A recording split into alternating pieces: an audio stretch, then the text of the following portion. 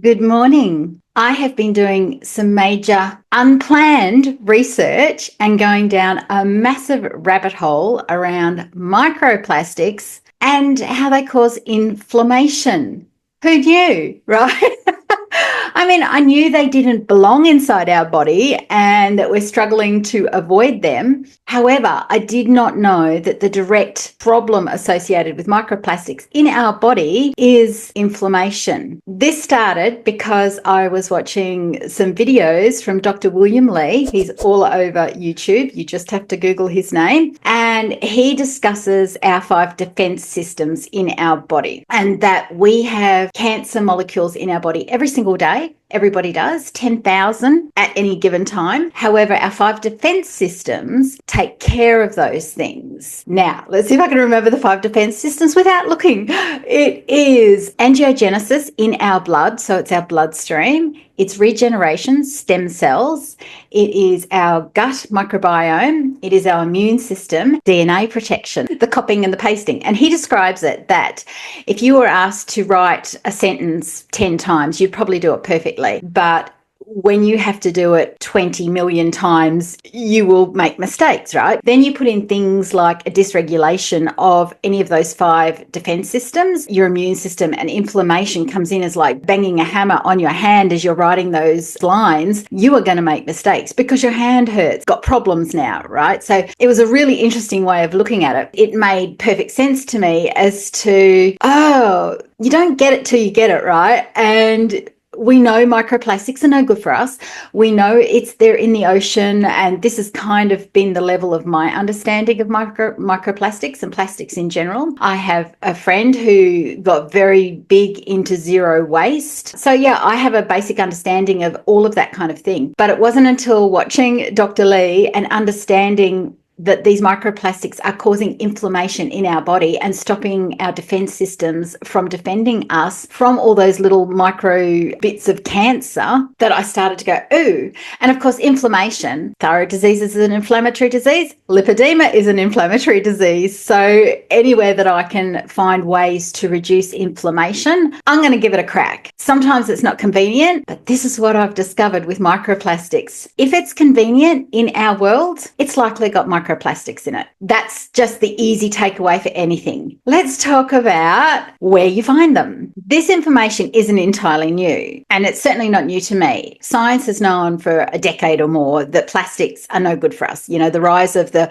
bad plastic water bottles and use your reusable water bottles and all this kind of thing. But I don't think any of us, I certainly didn't, understand just to what level plastics and microplastics and nanoplastics are in our environment and how hard it is to avoid them. They cause problems with hormones. They cause problems with the cardiovascular system. They cause problems with the immune system. So this is something we have to get on top of as best we can. And I know for me, I'm going to be looking very seriously what's going on in my household as to what I can do. Clearly, we're not going to be able to remove it completely from our world, but watching enough of these videos and listening to this doctor has made me understand, okay, I need to pay attention to this. This is an area where I do have control, and I'm all about what can you do? What can you take into your own hands? And he actually even says that 5% of diseases are genetic. 95% is what we're consuming, what we're eating, what we're putting on our bodies, what we're, breathing in, that kind of thing. So we do have control over many things. And one of the things that I came across was that it's in the air. Just by breathing, you're breathing in microplastics and nanoplastics. However, in the lead up to moving to Asia, there's a lot of people that we watch in Bangkok that have air filters because of the smog there. They have air filters in their house as just a part of their life. That's just normal for them. I'm like, oh, okay. So we live in a mining town right now where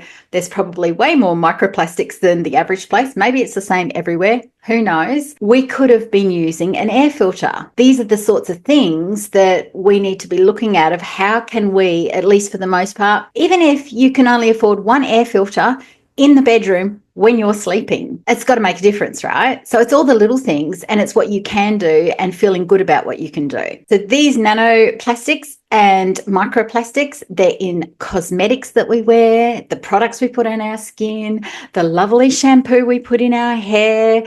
And we've always gone, oh, chemicals. And I've done videos on removing the chemicals, but I wasn't connecting the dots with the microplastics as well. It gets even trickier because having a bottle of shampoo that is natural, well, that's great, but it still comes in a plastic bottle where those plastics can leach into what you're putting onto your head. So that led me to, what can I do instead? And now I understand the rise of the shampoo bars. In fact, a friend of mine who I studied with and who is going to be interviewed on this channel before too long, she actually has a range of shampoo bars. I've never considered them before. I've always thought, oh, that's a bit strange. Why would you use like a bar of soap? But they're all over the internet now. So that would be a way of not getting microplastics in your shampoo, that kind of thing. There is microplastics in the synthetic clothes we wear. And I know this is synthetic because it's stretchy. If it's not organic cotton or bamboo or one of those sorts of things, it's going to have some kind of plastics in it, and it leaches off. We warm up as we wear these clothes, which I assume the abrasion, in fact, that's what I came across with some of the videos, that as we get abrasion, some of the biggest sources of microplastics into the air is the abrasion of our rubber-soled shoes onto the ground, right? We wear away our shoes the more we walk. That releases microplastics into the air, as does car tires, as does the abrasion on sealed roads. So when I say this is huge, we cannot avoid this, I'm being deadly serious. It's almost overwhelming as to what can we do. But if you're watching this, you've got an inflammatory disease just like I have. So I'm very much in that space of, okay, what can I do? What can I remove? I can remove the shampoos. I can get a shampoo and conditioner bar and try that out. I can maybe not wash from scratch and use soap. I don't know how to get a soap for the washing machine. If you know, tell me, right? So I'm going to have to figure that one out. I can start purchasing clothes that are not synthetic clothes. Food packaging, one of the biggest things that we have problems with. Okay, so everything that we purchase that comes in a plastic receptacle or wrapped in plastic, that plastic will have likely leached into that product. So even our meat is wrapped in plastic. So I'm like, well, I don't really eat a lot of processed foods, but I eat a lot of meat. It comes wrapped in plastic. It comes shrink wrapped in plastic. I know that it's worse if you've heated the product. I'm always very careful. And look, over the years, I've pretty much used only glass containers for storage. I started that many years ago when I discovered this with thyroid disease. So I was like, okay, I can swap to glass, I can swap to stainless steel saucepans and that kind of thing. That was kind of a no-brainer for me. However, this last 6 months or so, 12 months, we sold our deep freezer in the lead up to leaving.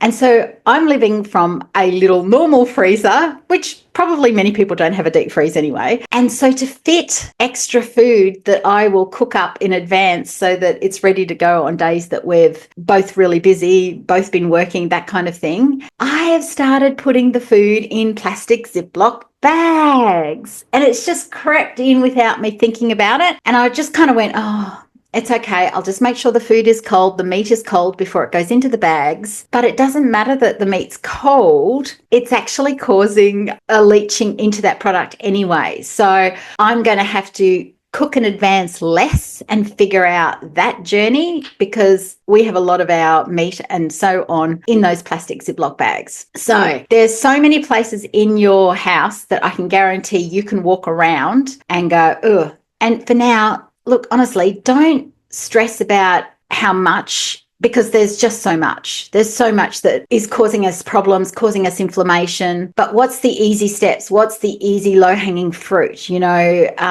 a lot of people now have Dyson vacuums. We have a Dyson vacuum. They have HEPA filters, which will pull in the pollution from the air, the microplastics from the dust, that kind of thing. Air filters, is that an easy low-hanging fruit for you? Money may not be an issue. You know, that might be the first issue, is having that pure air to sleep in. especially if you're a homebody. If you work from home like I do, having an air filter might be a really, really good idea. Changing out all your plastic food containers, changing out anything plastic you store food in. Drink bottles, that's still an issue. And I've got big plastic drink bottles that are the hard kind. I'm not even sure that they're safe from leaching into the water. Our water is full of microplastics. They have done tests and tests and tests. I did do a bit of research around the water, and I use a distiller. Now, people go, you should never use a distiller because it takes out all your vitamins and minerals. So I figure if I'm getting vitamins and minerals elsewhere, the kind that comes in my water with also potentially fluoride and microplastics and all that sort of thing,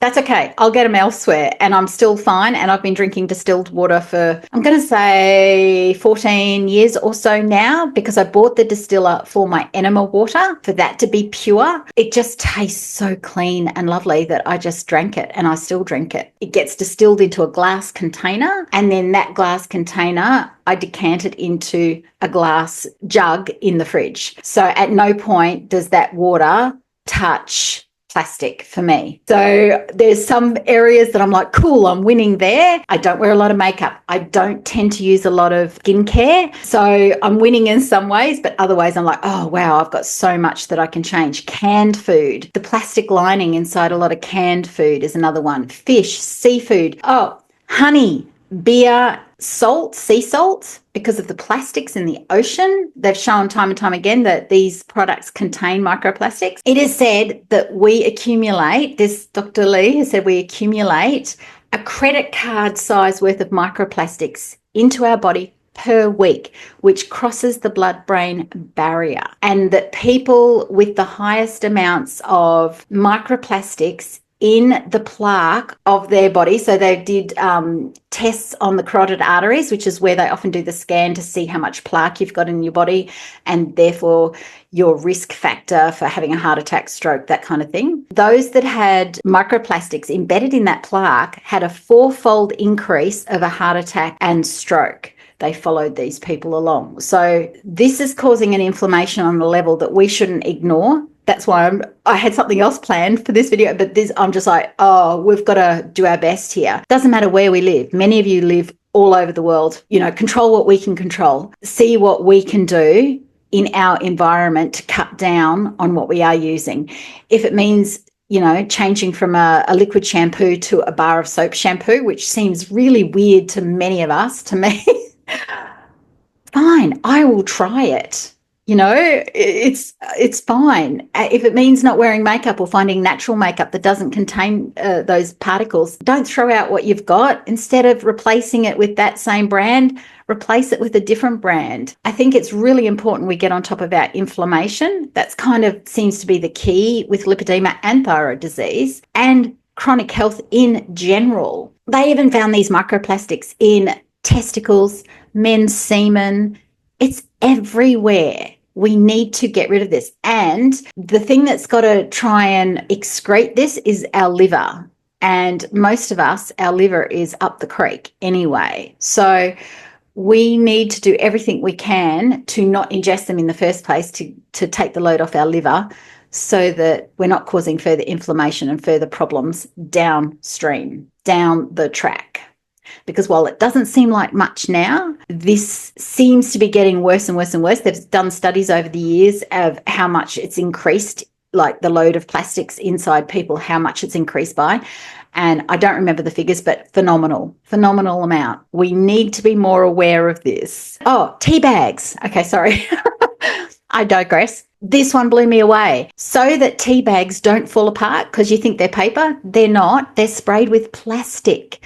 And so one tea bag in a cup of tea releases, I'm going to say, I wrote it down, 1 billion particles of microplastics into that cup of tea. So here's my takeaway. If it's convenient, it's probably got a plastic in it, because that's what plastic has done for us. It's made life so super convenient. We don't have to try and, keep things fresh. We can just put a bit of plastic wrap over it. Plastic tea bag, instead of brewing a cup of tea and having bits of tea leaves, which that's not convenient for anyone. That takes too much time. A tea bag, convenient. Processed foods, convenient. Covered in plastic. Plastic covered in plastic, and then another plastic bag over the top of that, just for good measure. Plastic water bottles, convenient than having to refill your own bottles. So I reckon for me, my rule of thumb is going to be, if it's convenient, it's probably got plastics in it, and therefore it's probably going to cause me inflammation. That's my takeaway. That's my very simple Kylie version of, in my head, of I look at the big picture and go, right, it's just whatever's convenient is, clothing, synthetic fibers, convenient, stretchy, comfortable, easy, don't have to iron it, very convenient.